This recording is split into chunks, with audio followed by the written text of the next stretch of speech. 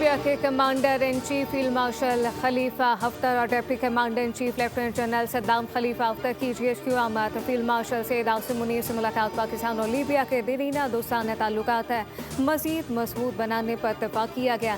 دونوں مسلح افواج کے درمیان پیشہ ورانہ تعاون پر زور۔ فیلڈ مارشل خلیفہ حفتر نے شہداء کی یادگار پر حاضری دی، پھول رکھے، خراج عقیدت پیش کیا گیا۔ فیلڈ مارشل عاصم منیر کا لیبیا کے ساتھ تعلقات کو مزید مضبوط بنانے کے عزم کیا تھا۔ لیبیا میں امن، استحکام، ادارہ جاتی ترقی کے لیے پاکستان کی حمایت کا اعادہ کیا گیا۔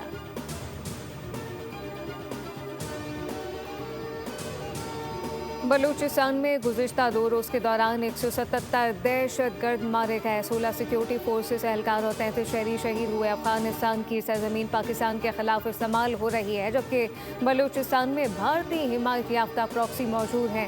وزیر دفاع خارجہ آصف کا قومی اسمبلی میں اظہار خیال کہا کہ جرائم پیشہ نہ صرف اسمگلنگ کو پیسہ کمانے کے لیے استعمال کرتے ہیں، ایرانی تیل اسمگلنگ میں بیوروکریسی اور جرائم پیشہ افراد کا گٹھ جوڑ بن گیا ہے، اور ایران سے 40 روپے فی لیٹر تیل کراچی میں جو 200 روپے میں بیچا جا رہا ہے، روزانہ کی بنیاد پر پیٹرول سے 4 ارب روپے کمائے جا رہے ہیں۔ سبسکرائب کریں اور بیل دبائیں تاکہ کوئی خبر رہ نہ جائے۔